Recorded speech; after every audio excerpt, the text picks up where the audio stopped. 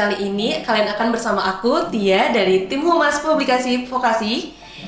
Kali ini kita ada di tempat yang luar biasa nih, yaitu di Politeknik Negeri Jember bersama orang-orang yang keren dan inovatif lah bisa dibilang. Nah, mau tahu nggak kali ini kita bahas apa?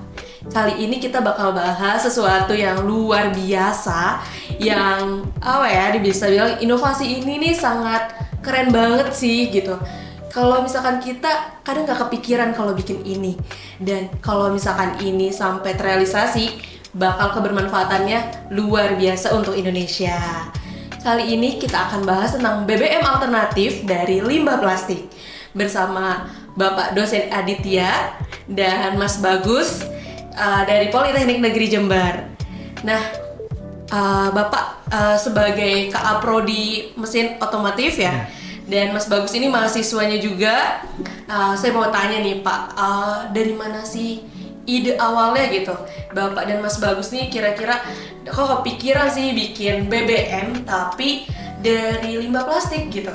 Ya, jadi idenya itu berawal dari konsumsi bahan bakar di Indonesia kan semakin meningkat, terus produksi BBM itu kan juga istilahnya semakin berkurang lah istilahnya.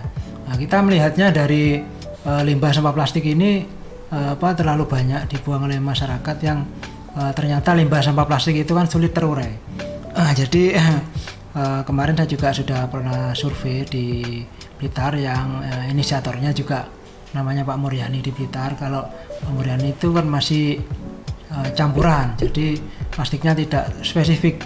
Ini setelah saya teliti lagi, jadi khusus yang berjenis polipropilen itu ternyata ketika diolah itu mendekati 95% mendekati setara bahan bakar bensin. Oke, berarti jenis yang digunakan adalah sampah propilen ya? Ya, polipropilen. Polipropilen, PP ya? Ya. Ya kalau misalkan teman-teman tahu nih, PP itu biasanya digunain di buat botol minuman, mineral ya Pak ya? Terus minuman rasa-rasa yang teman-teman beli di supermarket atau minimarket atau bahkan di warung-warung, itu tuh termasuk kalau nggak salah yang sulit terurai karena dia memiliki massa yang tebal. Terus juga polipropilen tuh cuma bisa sekali pakai ya Pak sebenarnya ya, nggak boleh berkali-kali gitu. Nah, kalau dari itu sendiri berarti kalau dari PP yang kita ketahui kan bedanya sampah itu beda-beda ketebalannya atau massa yang digunakan dari itu. Kira-kira ada kualifikasi khusus gak sih buat sampah polipropilen ini sendiri? Jadi untuk kualifikasi khususnya itu untuk sampah polipropilen, kenapa saya memilih polipropilen? Karena dari awal karakteristik itu hampir mendekati dengan karakteristik bahan bakar. Jadi saya coba riset dengan prosesnya cukup panjang. Jadi sampah polipropilen itu dipotong, terus dibakar dengan suhu yang tinggi, terus diproses destilasi. Dari proses destilasi itu kita menghasilkan langsung bahan bakar setara bahan bakar bensin. Kita sudah mengujinya. Kemarin ada adik diuji di laboratorium. Kebetulan laboratorium yang kita gunakan untuk uji itu di Institut Teknologi 10 November Surabaya. Itu karakteristiknya mendekati dan hampir sama. Bahkan salah satu pengujian dari skripsi adik-adik itu malah lebih dari di atas bahan bakar bensin, hasilnya gitu. Itu sudah diuji sama adik-adik ketika pulang dari Surabaya ke Jember, itu ternyata lebih irit 50% dibanding bahan bakar bensin. Berarti udah pernah digunain ya? Sudah pernah. Oh, kalau boleh tahu nih, kan tadi dibilangin kalau misalkan ini nih hasilnya bensin ya Pak ya? Yang kita ketahui bensin ini banyak jenisnya ya Pak. Kira-kira berarti termasuk jenisnya seperti apa bensinnya Pak? Kalau dia melihat hasilnya dari nilai kalor dan angka oktannya itu setara bahan bakar Pertamax. Luar biasa banget loh. Pertamax loh teman-teman, bukan premium atau Pertalite ya Pak ya. Bisa dibilang ini eksklusif lah ya. Terus boleh tahu Pak, kira-kira nih dari berapa banyak Bapak sama Mas nih gunain sampah plastik itu menghasilkan berapa liter bensin? Ya, baik. Kita memang produksinya memang masih belum saya riset lagi karena untuk biaya produksi itu masih mahal. Jadi kita kemarin menggunakan 3 karung sampah plastik seberat 30 kg itu menghasilkan 10 liter 10 liter. ya 10 liter bahan bakar sampah plastik setara bensin. Luar biasa loh. Nah, kalau dari Mas Bagas ini sendiri nih, ada kesulitan nggak sih dalam pembuatannya gitu? Ada ya Mbak, dari pembuatannya itu jadi dari asap menjadi bentuk cairnya itu lama Mbak, lumayan lama, hampir menghabiskan 2 tabung gas. Kita kan ngambilnya dari asap, terus didinginkan. Kalau asap didinginkan itu kan menjadi cair Mbak. Oh iya benar sih. Terus dari didinginkan? Langsung bentuk cairan, lalu diendapkan terlebih dahulu, kemudian disaring agar kotoran-kotoran yang ada pada cairan tersebut tidak ikut masuk ke ruang bakar gitu. Butuh partikel lain nggak? Partikel-partikel lain kayak tambahan apa, sesuatu kah, ataukah memang murni dari sampah limbah plastik aja, atau gimana? Murni dari limbah sampah tersebut Mbak. Terus kemarin itu terakhir kita uji emisi gas buangnya, itu masih di bawah standar dari premium sama Pertalite. Wow, luar biasa dong. Yeah. Kalau kayak gitu, berarti memang lebih ramah lingkungan jatuhnya ya. Penggunaannya ini bisa untuk keduanya, untuk kendaraan bermotor atau bermobil, ataukah bisa salah satunya aja gitu? Sementara ini pengujian masih ada di sepeda motor. Sepeda motor. Iya. Nah, dari hasil yang tadi bapaknya bilang kan kalau misalkan 30 kilo ya dapat 10 liter. Kira-kira lebih hemat mana Mas gitu? Pertamax ataukah BBM ini yang terbaru ataukah Pertalite gitu kalau bisa dibandingkan? Lebih tepatnya ke bahan bakar yang ini sih Mbak. Bahan bakar alternatif ini karena apa? Kita juga bisa mengurangi limbah sampah tersebut yang ada di Indonesia di sini Mbak. Kan tadi dibahas kalau misalkan ini skripsinya Mas Bagas ya. Apakah di Polij sendiri ada program sendiri untuk penelitian ataukah memang hanya untuk penelitian untuk skripsi aja Pak? Ya baik, jadi untuk di Polij sendiri kan saya di program studi mesin otomotif. Itu ada namanya di program studi saya ada yang namanya kelompok riset. Jadi kelompok riset itu saya bagi yang khusus material, terus ada yang khusus bahan bakar, ada khusus untuk konstruksi rangka, bodi dan sasis kendaraan, terus khusus engine. Nah, jadi kelompok-kelompok riset tersebut itu nanti diketuai oleh dosen-dosen yang sudah bersangkutan. Jadi membentuk kelompok riset dan mahasiswa-mahasiswa yang akan melakukan riset begitu, yang minatnya ke arah sana. Oke, jadi sebenarnya banyak juga rangkaiannya ya Pak, buat gandengan yang menggunakan riset ini, karena termasuk riset besar juga kan sebenarnya.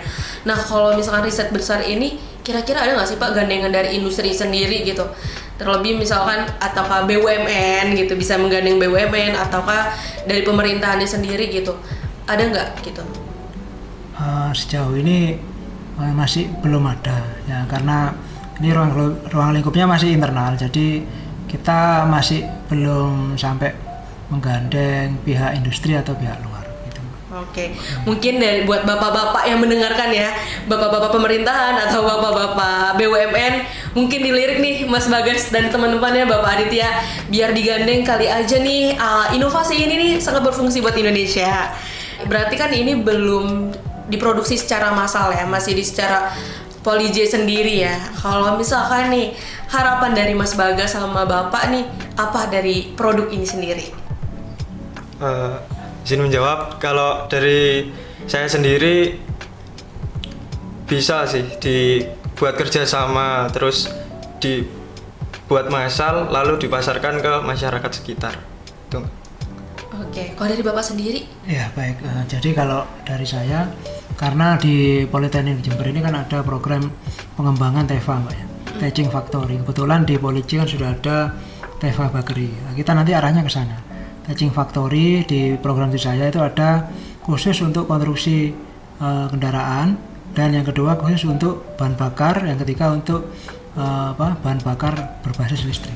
Jadi arahnya ke Teaching Factory. Pengembangannya Teaching Factory nanti diharapkan bisa menghasilkan produk yang bekerja sama dengan mitra-mitra di luar Politeknik Jember gitu.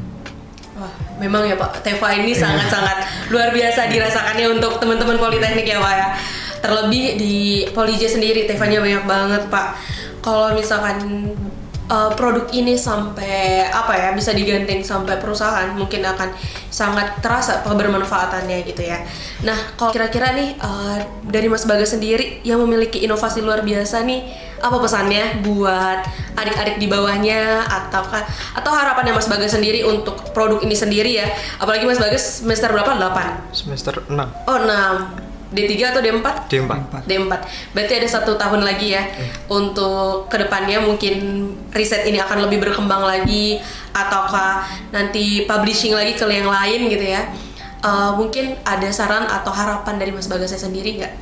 Saya minta dari teman-teman itu ada inovasi-inovasi lain, variabel-variabel lain yang akan dijadikan kedepannya.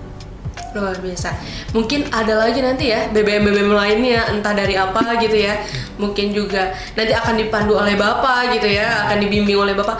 Nah, mungkin dari Bapak nih pesan dan harapan Bapak nih untuk para mahasiswanya ataupun nanti harapan kedepannya untuk produk ini gitu gimana? Ya baik, jadi pesan dari saya untuk adik-adik mahasiswa masih banyak yang perlu dikembangkan dari penelitian dari sampah bahan bakar plastik ini. Jadi dari karakteristik dan dari inovasi dan modifikasi alat itu masih banyak dan perlu dikembangkan karena alat saya ini masih sangat sederhana karena dari itu membutuhkan pembakaran dengan tabung gas yang cukup banyak. Jadi inovasinya dan modifikasinya masih perlu dan banyak dikembangkan lagi agar biaya produksinya itu bisa diminimalisir gitu dan seefisien mungkin untuk menghasilkan bahan bakar sampah plastik gitu. Oke, mungkin bapak-bapak yang atau ibu-ibu ya atau anak-anak yang lain nonton ini mungkin bisa terinspirasi memiliki inovasi lainnya, entah bikin apa yang pasti untuk Indonesia yang lebih baik. Dan mungkin harapan saya sebenarnya adalah bisa juga nih teraplikasinya inovasi ini dan terwujud juga dan bisa dimanfaatkan kebermanfaatannya untuk Indonesia dan bisa dirasakan dan akan jadi Indonesia yang lebih baik. Bahkan kalau misalkan ini sampai teraplikasikan di Jakarta, mungkin kita polusinya akan sangat menurun ya Pak ya. Jadi nggak terlalu sumpek lah ya untuk Jakarta apalagi ya Pak. Oke, terima kasih sahabat vokasi sampai di sini. Jangan lupa terus ikutin podcast kita sama subscribe di bawah dan akan ada podcast lainnya yang akan menginspirasi kalian. Assalamualaikum warahmatullahi wabarakatuh.